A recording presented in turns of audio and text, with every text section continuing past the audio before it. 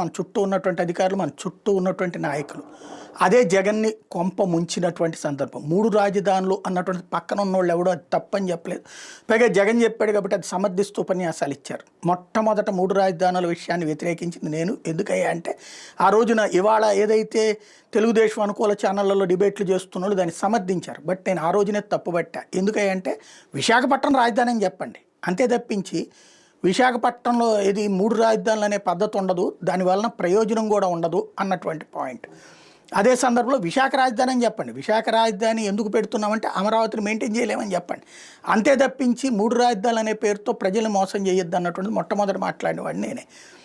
విశాఖ రాజధాని వల్ల డెవలప్మెంట్ 20 ఏళ్లలో ఉంటుంది, అమరావతి రాజధాని అయితే 50 ఏళ్లలో ఉంటుంది అన్న ప్రస్తావన కూడా నిజంగా మాట్లాడుకోవాలి, అబద్ధంగా చెప్పుకోవాలి.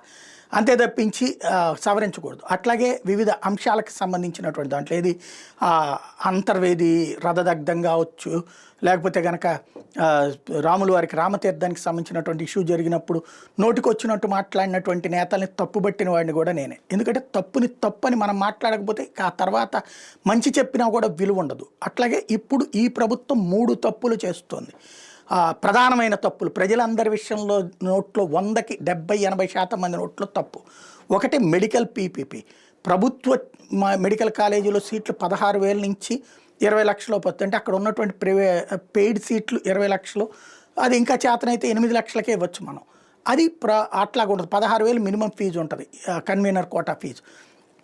అలాంటి సీట్లు నోట్లోకి వస్తే కేంద్ర ప్రభుత్వం ఇస్తుంటే దాన్ని తీసుకెళ్ళేసి ప్రైవేట్ వాడికి అప్పచెప్పడం పచ్చి తప్పు. దాన్ని సమర్థించడానికి అది ప్రైవేట్ కాదు, ఆజిమాయిషి మాదే అంటూ విచిత్రమైనటువంటి కథనాలతో కాలక్షేపం చేయడం. ఆఫ్టర్ ఆల్ 5,000 కోట్లు లేవని చెప్పి 10 మెడికల్ కళాశాలలు వదిలేయడం, ఆల్రెడీ కట్టిన మెడికల్ కాలేజీలు కూడా ప్రైవేట్ వాడికి ఇచ్చేస్తూ అదేమంటే పీపీపీ అంటూ పనికి మాలినటువంటి ఉపన్యాసాలు ఇస్తున్నారు. అది ఒకటి ఖచ్చితంగా చారిత్రక తప్పిదం. చదువుకున్న ప్రతి ఒక్కడికి తెలుసు ప్రభుత్వ మెడికల్ కాలేజీ, ప్రభుత్వ ఆసుపత్రి యొక్క విలువ. అది తెలియదు అనుకోవడం అమాయకత్వం. దాన్ని ఎంత సమర్థించుకొస్తే అంత నెగిటివ్ అవుతారు, అది ఆలోచించుకోవాల్సింది. నెంబర్ 2, ఇప్పుడు రాయలసీమ ఎత్తిపోతల పథకం.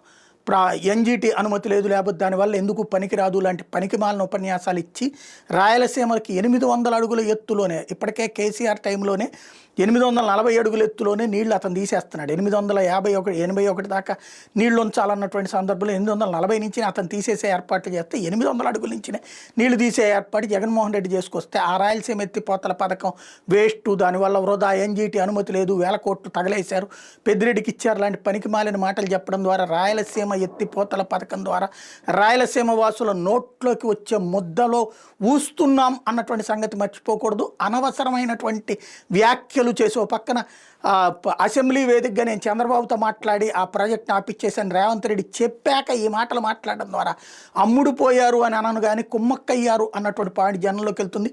రాయలసీమ నోట్లో మట్టి కొట్టినటువంటి చరిత్రగా మిగిలిపోతుంది. మూడోది వచ్చేటప్పటికి ఏదైతే ఇప్పుడు బాగా ప్రచారంలోకి వస్తున్నటువంటి అంశం, వివాదానికి కారణమవుతున్నటువంటి వివరణలు ఇచ్చుకునేటటువంటి అంశాల్లో భాగంగా తీసుకొస్తున్నటువంటిది కవర్ చేసుకొచ్చేటటువంటి భోగాపురం ఎయిర్పోర్ట్. భోగాపురం ఎయిర్పోర్ట్ ఖచ్చితంగా క్రెడిట్ ఇద్దరికీ పంచుకోండి. చంద్రబాబు నాయుడు గారు ఆలోచించారు, కానీ దాన్ని ఆచరణలోకి తీసుకొచ్చింది జగన్మోహన్ రెడ్డి, పూర్తి చేసింది చంద్రబాబు నాయుడు.